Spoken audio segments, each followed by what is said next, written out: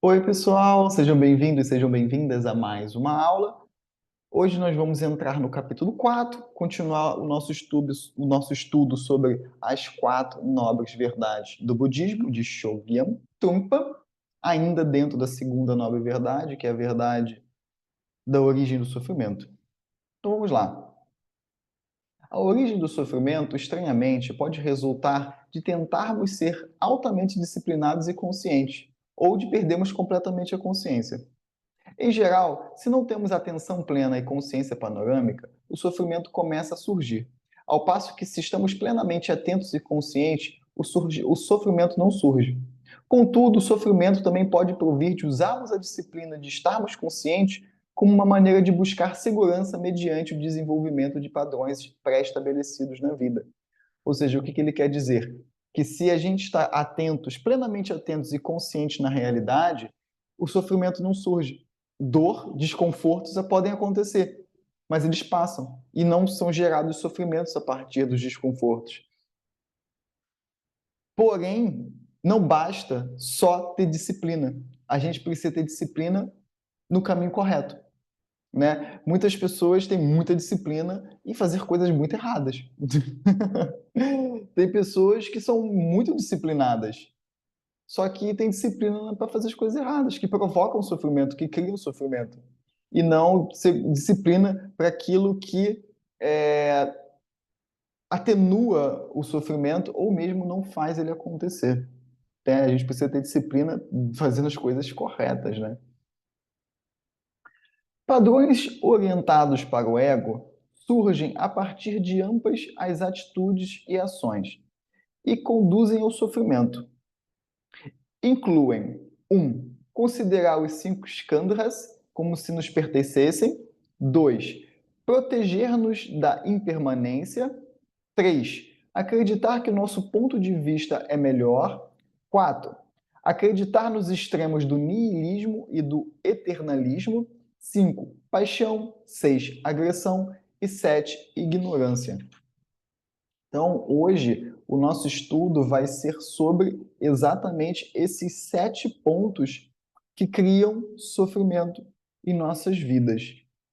Então, vamos lá. Primeiro ponto, considerar os 5 skandhas como se nos pertencessem. O primeiro padrão pré-estabelecido é considerar os 5 skandhas, forma, sensação, percepção, impulso, conceito e consciência, como se pertencessem a nós mesmos.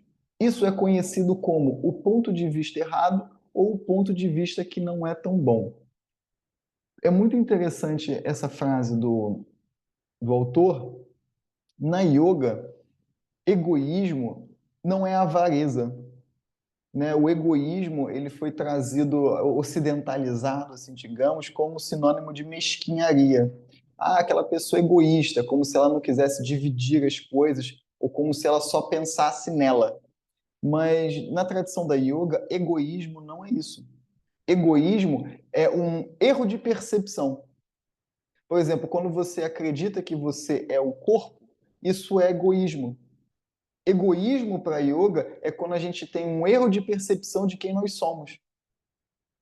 Você acha que você é o seu corpo, você acha que você é o seu nome, você acha que você é pai, você acha que você é mãe, o seu ser, no caso, tá? Não é que você não esteja assumindo esse papel social, não é que você não esteja habitando esse corpo, mas você não é esse corpo.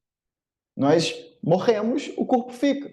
Então, enquanto a gente está utilizando o corpo, usando o corpo, usufruindo do corpo, a gente cuida, a gente ama, mas a gente precisa entender que nós não somos isso, porque isso não é eterno. Nós não somos os papéis sociais que a gente assume enquanto estamos encarnados para a gente aprender e evoluir como indivíduos. Nós estamos isso, nós não somos isso.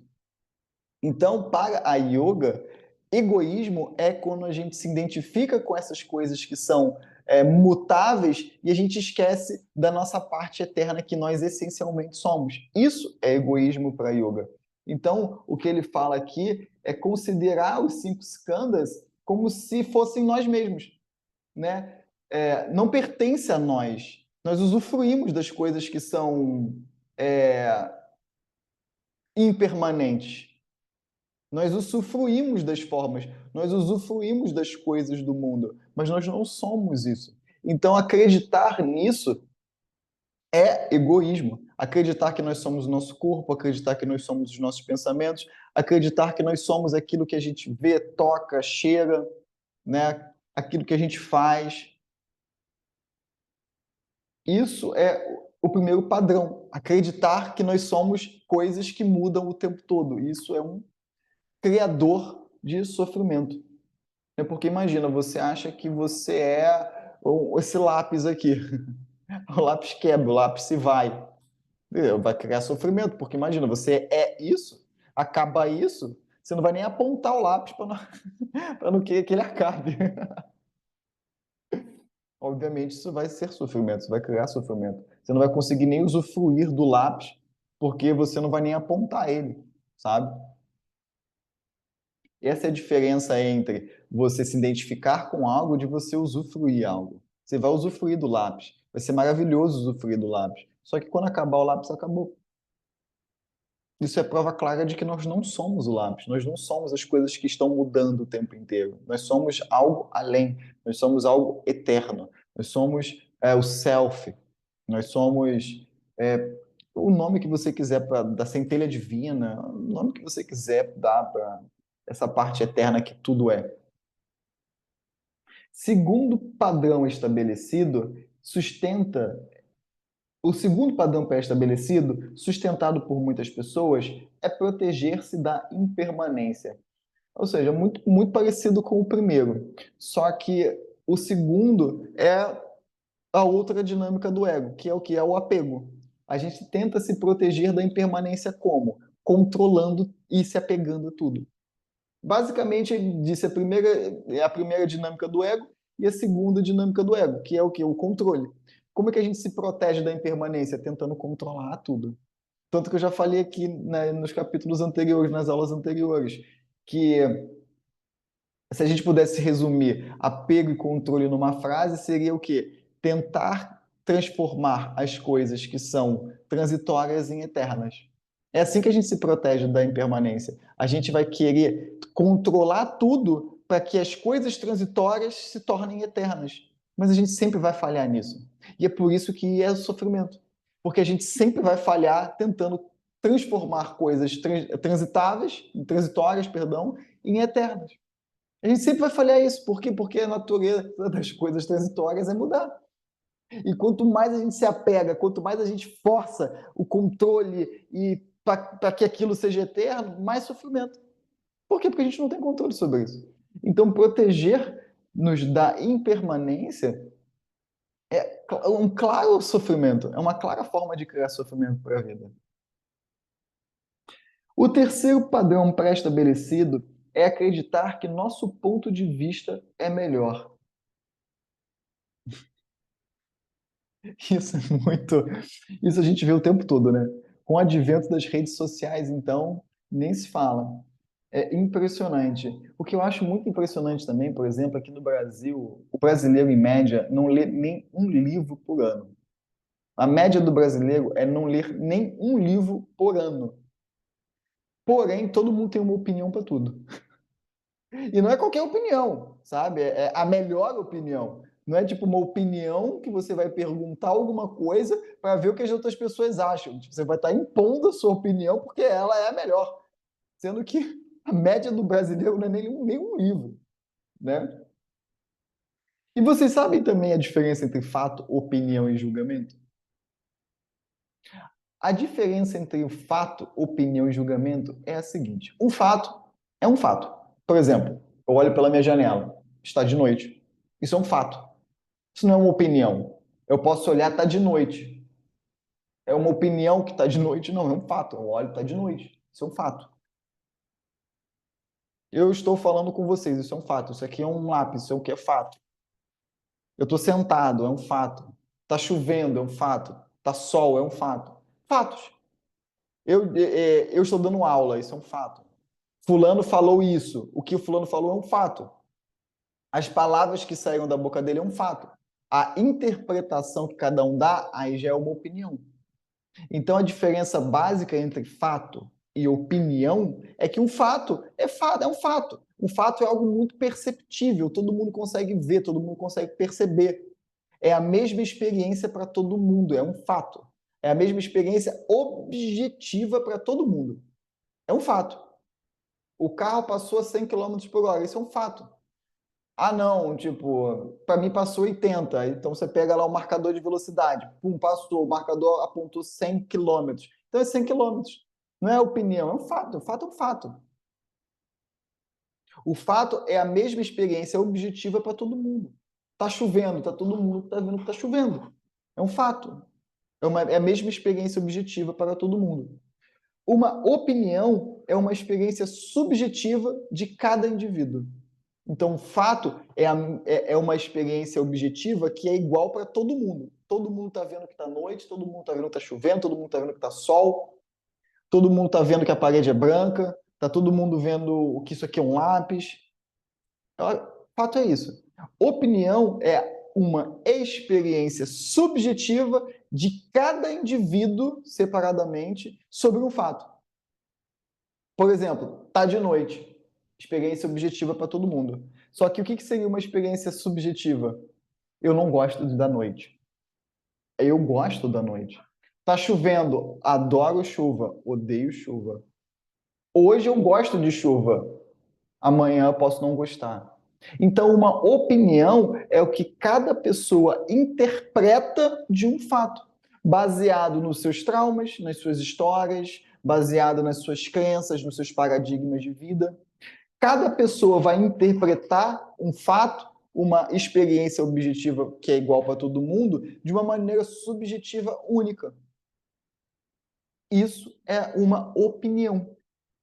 Opinião, pessoal, muda o tempo inteiro. O que você gostava quando criança não é a mesma coisa que você gosta quando adulto. Isso é uma mudança de opinião das coisas. Hoje você pode gostar de uma pessoa porque ela te olhou de uma maneira que você não gostou, porque te lembrou a maneira como sua mãe te olhava e você não gostava. Só que aí no dia seguinte a pessoa te disse bom dia, te deu um sorriso, aí você passa a gostar. Então, opiniões mudam o tempo inteiro. Vocês podem estar adorando essa aula até agora. Vocês podem estar adorando esse curso até agora. Mas pode ser que na próxima aula eu fale uma coisa que vai tocar em alguma ferida de vocês e vocês passam a não gostar nem da aula, nem de mim e parem de fazer o curso. Aí, 10 anos depois, vocês trabalharam o trauma e passam a gostar de mim de volta. Opiniões estão sempre mudando. Hoje você pode gostar de chuva, amanhã a chuva pode vir e, sei lá, levar o teu telhado. E aí você passa a não gostar mais de chuva, porque teve um trauma, uma situação. Opiniões mudam o tempo inteiro. Tudo está mudando o tempo inteiro quando se trata de opinião. Experiências subjetivas, elas mudam o tempo inteiro, porque as pessoas estão mudando o tempo inteiro. As experiências de vida estão acontecendo o tempo inteiro. As pessoas amadurecem, as experiências acontecem, modificam o interior das pessoas. A gente vai vivenciando experiências e a gente vai ganhando subjetividade, complexidade de vida a partir das experiências. Então, opiniões mudam o tempo inteiro e são importantes que mudem. Porque se as opiniões não mudassem, a gente não evoluiria, não amadureceria. Então, é importante, inclusive, a gente ter opiniões, mas sabendo que são opiniões e que elas podem mudar a qualquer momento. Opinião é importante para o amadurecimento do ego. Uma pessoa que não consegue criar opiniões de maneira com discernimento correto, essa pessoa, ela literalmente vai fazer escolhas erradas uma após a outra. Uma pessoa que não aprende com as experiências, ou seja, que não cria opiniões saudáveis para ela, essa pessoa literalmente é uma marionete ou, sei lá, ou uma coisa meio sem forma, sabe? Que vai se adaptando a qualquer coisa e não é bem assim. A gente não pode se adaptar ao que é a mentira, por exemplo. A gente não pode se adaptar àquilo que não é saudável, àquilo que não é funcional para nós. A gente precisa criar opiniões. Não vou por aquele caminho, porque aquele caminho não vai ser bom para mim. Isso é uma opinião. Pode ser que aquele caminho seja bom ou eu tenha que passar por ele depois? Pode. Mas nesse momento, essa escolha não é boa para mim. Eu não quero, não me faz bem. Isso é uma opinião. Agora, o que é um julgamento? O julgamento é uma fixação de uma opinião. Você tem uma opinião e você transforma uma opinião que muda o tempo inteiro em algo eterno, em algo fixo e que não muda. Não gosto de fulano porque fulano é uma pessoa ruim. E realmente, de fato, fulano pode ter feito alguma coisa para você que tenha sido de fato ruim, que tenha sido maldoso ou cruel, mas fulano pode mudar. Nessa encarnação, na próxima encarnação, a gente não sabe, fulano pode se arrepender. Fulano pode mudar o comportamento. Então, a opinião é: fulano fez algo, o fato qual foi? Fulano fez uma crueldade X. Qual é a minha opinião? Me fez mal, não gostei, não quero mais, não me faz bem. Ok. Qual seria o julgamento? Fulano é ruim, fulano nunca vai mudar. A vida é assim, a vida nunca vai mudar. Eu sou assim, eu nunca vou mudar. Isso é um julgamento. Você julga uma opinião como algo eterno que nunca mais vai mudar. O fato realmente, de fato, ele nunca vai mudar, porque o fato é o fato. Está chovendo, está sol. O fato não muda. O fato, ele acontece de momento a momento. A opinião, a interpretação subjetiva do fato objetivo. E o julgamento ou condenação é transformar uma opinião em algo que nunca vai mudar. Sendo que tudo muda o tempo inteiro. Pode demorar, algumas coisas demoram mais tempo do que outras? Claro, com certeza. Umas são mais difíceis de mudar do que outras? Claro, com certeza. Isso não significa que a gente tenha que tolerar tudo o que acontece que as pessoas façam. Claro que não. Aceitar é diferente de tolerar. Por isso que é importante a gente ter opiniões. Fulano fez isso comigo. Nesse momento, eu não consigo ficar mais com fulano. Ok, beleza. Essa é uma opinião. Mas você não pode julgar fulano eternamente como alguém ruim. Ou julgar a nós mesmos, porque cometemos um erro, como pessoas ruins, eternamente. Ah, eu nunca tenho solução. Não, pera lá, isso é um julgamento. Eu fiz algo errado. Isso é uma opinião. Eu fiz tal coisa, isso é o fato. Essa tal coisa que eu fiz foi errada, opinião. Beleza, preciso melhorar, preciso mudar, ótimo, ok. O que seria o julgamento? Eu não valho nada, eu sou eternamente ruim. Esse que é o problema. Fatos, ok. Opiniões, ok. Julgamentos, sofrimento. Porque as coisas mudam o tempo inteiro. Se você faz o julgamento, por exemplo, fulano é ruim, e aí 10 anos depois você reencontra fulano e fulano está fazendo coisas maravilhosas para a humanidade. Você entra numa dissonância cognitiva. Você não acredita que fulano possa estar fazendo aquilo ali. Você acha que fulano está fazendo aquilo de maldade, porque está criando alguma coisa, porque está enganando. E às vezes fulano realmente se arrependeu. Fulano mudou. Fulano começou a meditar, assistiu às aulas. E você lá está batendo cabeça, querendo encontrar motivos para o seu julgamento continuar. E você vai sofrer fazendo isso. Claro. Porque a realidade está sendo diferente da tua opinião fixada no tempo. Isso é sofrimento. Hum, vamos para o quarto. O quarto padrão pré-estabelecido é acreditar nos extremos do niilismo e do eternalismo. No extremo do niilismo, tudo é considerado completamente vazio, como nada. Nada da vida importa. Qualquer coisa que aconteça, estejamos nós na praia ou nas montanhas, observando o pôr do sol ou o amanhecer, vendo os pássaros voarem ou as flores crescerem, ouvindo as abelhas zumbindo, nada realmente importa. O extremo do niilismo provém da crença filosófica de que, se não acreditarmos em absolutamente nada, estaremos livres de tudo. Então, pessoal, basicamente, uma pessoa niilista é aquela que encara a vida com indiferença. O niilista, ele acredita que tudo é artificial. Sabe aquela pessoa que fala que tudo é Matrix? Tudo é Matrix e nada tem valor, nada tem substância. Então, ela simplesmente é indiferente a tudo. Ah, tudo é transitório, então nada importa, sabe? Para que eu vou me relacionar se a relação vai acabar? Para que eu vou cuidar do meu corpo se o corpo vai acabar? Então ele se torna indiferente a tudo.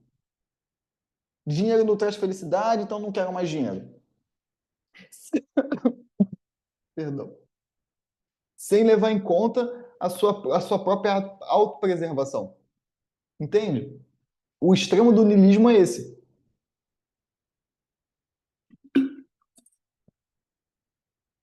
Ele não usufrui das coisas, ele não cuida das coisas, ele não ama as coisas, porque as coisas são coisas que vão mudar o tempo inteiro. Nada realmente importa. Então existe essa indiferença. Obviamente, isso é sofrimento, né? Claro, né? Pessoal, não preciso nem falar muito, né? Isso não dá nem, preciso nem te explicar, porque é um extremo tão grande, né? No extremo do eternalismo, pensamos que tudo é eterno e garantido. Então, o extremo do eternalismo, na verdade, é essa história de que o tempo resolve tudo, sabe? Então, como se tudo fosse garantido. Não tem aquela frase, o tempo cura tudo? Isso é um extremo do eternalismo. O tempo não cura nada. O que cura é o que a gente faz no tempo. O tempo é eterno? É, mas o tempo por si só, o eterno por si só, não cura nada. O que importa é o que a gente está fazendo nesse tempo. Esse é o extremo do eternalismo. Não preciso fazer nada porque o tempo vai passar e o tempo vai resolver. Não, pera lá. O que a gente está fazendo nesse tempo? Simplesmente ter prazer em algo, valorizar isso e não dizer nada, isso não ajuda.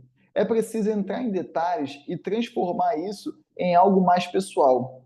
É necessário comer os alimentos certos, fazer os exercícios certos, trajar o tipo correto de roupas. É preciso entrar no ritmo certo. Acreditamos em uma norma eterna ou uma lei que governa a vida, e a ideia é que deveríamos nos ligar a ela, ficar do lado certo do cosmos, de maneira a não ter nenhum problema ou inconveniente. Ou seja, não preciso fazer nada, sabe? É como se as pessoas têm muito essa visão de que iluminação espiritual é uma eterna férias, sabe? Se eu estiver do lado certo do cosmos, se eu alcançar a iluminação espiritual, aí a minha vida não vai ter nenhum problema. Fala isso para Jesus, que foi crucificado. Todos os iluminados que passaram por esse planeta tiveram dificuldades, tiveram problemas, tiveram desconforto, tiveram dores. Se bobear mais quando se iluminaram do que antes.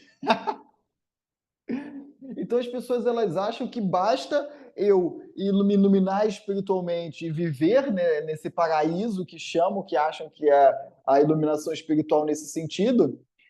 A gente vai viver em férias eternas, não vamos fazer mais nada, vamos só tomar drinks no Jardim do Éden, né? Com anjos tocando flautas e harpas e nós correndo nus pelos campos verdejantes. As pessoas acham que é mais. O extremo do eternalismo é tipo isso, sabe? Eu preciso apenas me iluminar espiritualmente e a minha vida vai ser livre de problemas. Não vou ter mais desafios na vida. Assim que começamos a acreditar em um desses extremos, sentimos que não precisamos nos sentar para meditar. Em vez disso, a meditação virá até nós. Infelizmente, isso não é bem verdade. A prática traz um sentido de presença e consciência panorâmica simples, do modo que a experiência é muito real, sem ter por trás uma sombra nihilista ou eternalista para fazer com que tudo pareça sólido. No que diz respeito ao nihilismo, em vez de dizermos sim, o sol nasceu, certo, e daí? Simplesmente falamos o sol nasceu. E no que se refere ao eternalismo, em vez de dizermos tive uma refeição macrobiótica no jantar, falamos simplesmente e daí eu comi. Essa é uma versão muito simplificada do niilismo e do eternalismo. Os filósofos e teólogos do hinduísmo discorrem sobre esses dois extremos de uma maneira muito sofisticada. Fundamentalmente, os dois, o eternalismo e o niilismo, são maneiras de tentar alimentar a própria existência e o próprio ego. São visões extremas no sentido que ou não damos a mínima e nada é um problema, ou há um problema, de modo que temos que colocar-nos do lado certo no que diz respeito a ele. Com referência a esses dois extremos, o importante é não abandonar ambos os extremos e nem acreditar em ambos os extremos. Porque ambos, se você. Olha que interessante. O importante é não abandonar ambos os extremos, nem acreditar em ambos. Quando ele fala não abandonar ambos os extremos, é no sentido de não negar os extremos. Porque tudo aquilo que a gente nega, a gente fica preso àquilo. Então, quando ele fala não abandonar ambos os extremos, a gente precisa entender que esses extremos eles existem e que muitas vezes a gente pode se pegar nisso. Então, não abandonar é simplesmente não ignorar a existência deles, não negar a existência deles. Porque se a gente ignora, aí a gente invariavelmente vai escorregar e vai entrar no extremo nihilista ou eternalista. Ou, se a gente nega, a gente ainda está preso àquilo também.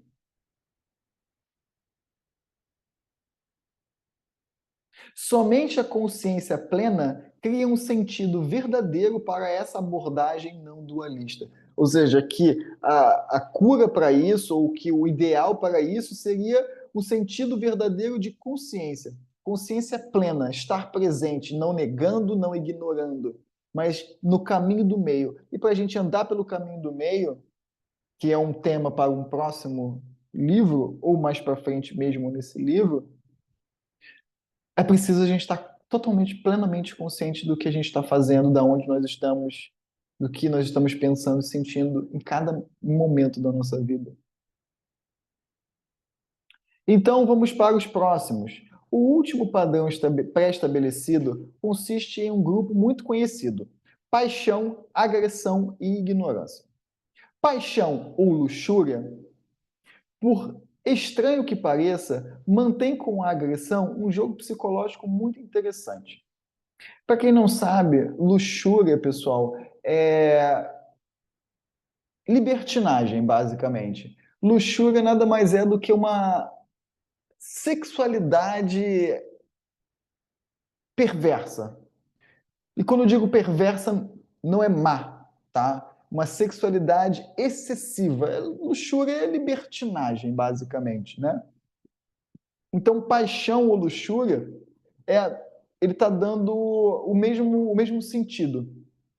Então, uma pessoa que tem luxúria é aquela pessoa que ela vive para sexo. Ela vive para isso. Sabe aquela pessoa que é viciada em sexo? É uma pessoa que é viciada em sensualidade, e sensualidade no sentido de... Sensualidade é senso. A pessoa ela vive pelos sentidos. Então, aquela pessoa que, por exemplo, a pessoa luxúria é aquela pessoa que ela vai querer excessivamente viver pelos cinco sentidos. E o sexo é uma dessas formas, né? Mas não necessariamente luxúria é só sexo, tá, pessoal? Qualquer coisa que você exageradamente viva pelos cinco sentidos é uma forma de luxúria, tá?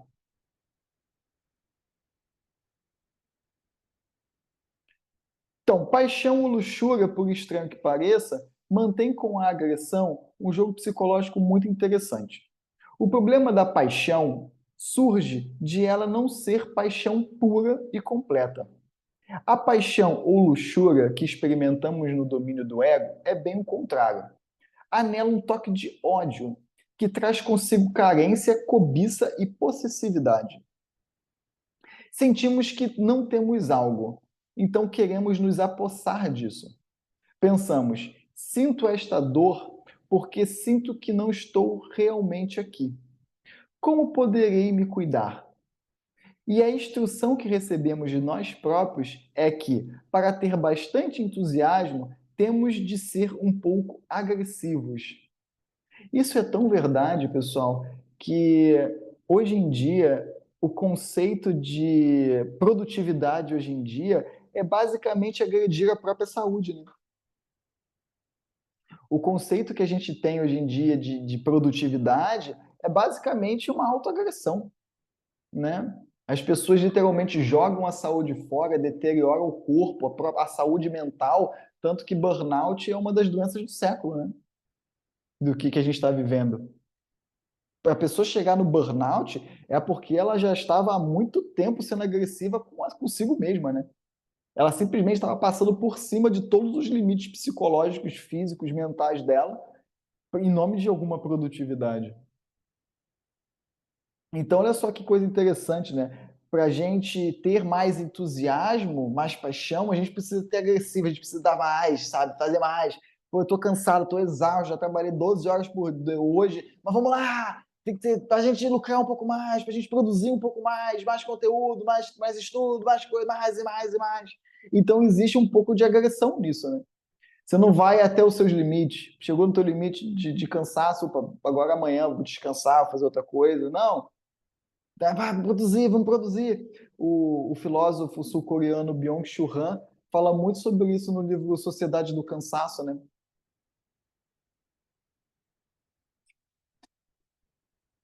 Que ele chama isso de estupro psicológico. A pessoa se autoflagela nesse sentido, né?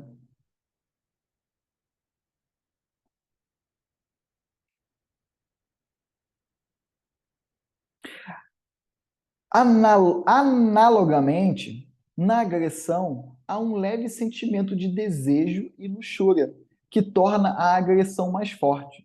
Assim, ter uma atitude agressiva em relação a alguém é igual a ter um caso de paixão com alguém. Por quê? Quando a gente está apaixonado por uma pessoa, meio que viciado, assim, digamos, naquela pessoa, a gente tenta controlar ela de certa maneira, né? Tenta controlar a agressão aqui no caso que ele diz, é no sentido de controlar alguém, né? Quando a gente tem uma atitude agressiva em relação a alguém, é igual ter é igual estar apaixonado por alguém, porque a gente está tão ali naquela pessoa, tão viciado naquela pessoa, como eu disse, essa propensão de ter aquela pessoa do lado o tempo todo para usar dos cinco sentidos com ela o tempo todo, que acaba que a gente tenta controlar aquela pessoa, né? Quando a gente está apaixonado, apaixonado neste sentido, tá, pessoal, da luxúria por alguém ou por algo, a gente meio que fica viciado naquilo. E a gente tenta controlar aquilo. E na tentativa de controle, a gente acaba sendo agressivos, muitas vezes, né? No que diz respeito à ignorância, ela tem elementos da paixão e da agressão. O desejo de aprender está mesclado com um leve toque de ódio. Pensamos que nosso estado de espírito talvez não seja suficientemente inteligente para saber algo. Portanto, começamos a ignorar o que poderia saber e a desenvolver uma certa aversão exacerbada ao conhecimento e ao estudo. Então, pessoal, o que ele está querendo dizer aqui, a gente pode trazer o exemplo que eu trouxe nas últimas aulas de existir uma diferença entre aliviar o sintoma e buscar a cura. São coisas completamente diferentes, como a gente já viu nas aulas passadas. Então, o desejo de aprender, quando ele é fonte de sofrimento, é quando, para aliviar o sintoma da gente se sentir incapaz, burro ou estúpido, a gente se coloca a estudar. Então, eu estou me sentindo um imbecil. Então, eu vou estudar para eu parar de me sentir um imbecil. E ele diz que essa maneira é também um sofrimento, porque a gente está querendo aliviar um sintoma negativo, a gente está querendo aliviar um sentimento negativo. Eu não quero me sentir burro, então por isso eu vou estudar. Então por isso eu vou buscar saber, que é uma grande diferença entre amar o conhecimento. Eu vou estudar não porque eu não quero me sentir burro, eu vou estudar porque eu amo conhecimento, eu amo aprender. Isso já não é sofrimento. Quando a gente tem amor pela verdade, o não saber não é um sofrimento. A gente, na verdade, até gosta de não saber, porque o não saber é o que leva ao saber. Quando a gente descobre que a gente não sabe algo, a gente fica feliz de ter algo para saber. O não saber não se torna um sofrimento quando a gente tem esse amor pelo conhecimento, a gente tem amor por saber, amor por aprender, a gente tem um gosto por isso. O foco não está na sensação de ser burro, idiota, não saber, ser excluído socialmente por não saber. O que nos move a aprender é exatamente o amor pela verdade, o amor por saber as coisas. É por isso que tem muita gente que chega no autoconhecimento e sai. Porque a pessoa chega no autoconhecimento porque ela quer aliviar um sintoma. Ela quer aliviar o sofrimento que ela está passando. Ela quer ser bem aceita socialmente porque ela sabe alguma coisa específica sobre autoconhecimento, filosofia, espiritualidade. Então, logo ela sabe e ela sai. Então, logo ela descobre, ela sai. Então, logo ela ali, ela estuda, entende aquilo ali, ela sai. Agora, a pessoa que tem amor pelo conhecimento, pela verdade, essa pessoa nunca vai sair do caminho do autoconhecimento, da espiritualidade, do desenvolvimento pessoal, do autoaprimoramento. Ela vai estar sempre buscando mais. Tem muita gente que começa no caminho da espiritualidade por causa disso. Porque queria saber uma coisa específica e aí, quando sabe, tipo, perde a graça. Por quê? Porque ela só queria aliviar um sofrimento de não saber alguma coisa. Aí ela sabe, descobre e vai embora. E aí volta para os padrões pré-estabelecidos que a gente está discutindo tanto nesse capítulo.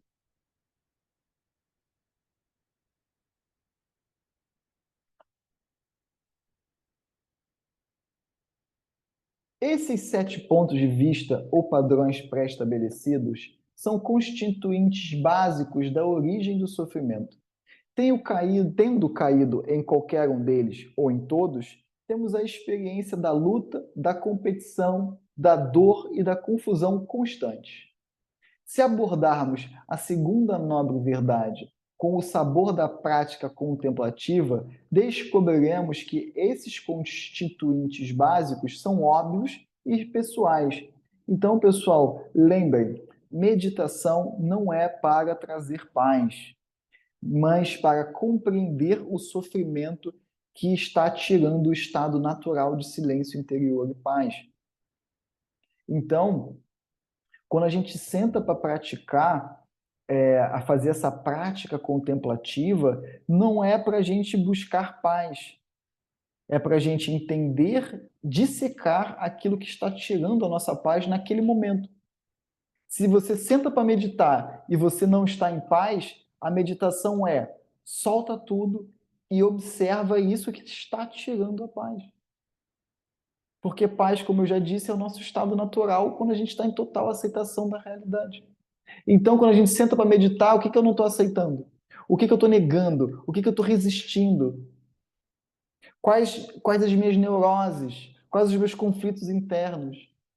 Quando a gente senta para meditar e a gente solta o controle, as identificações, os desejos das coisas, todos esses conteúdos vêm à tona. E a gente consegue observar e dissecar o nosso sofrimento. A gente consegue ir na origem do sofrimento.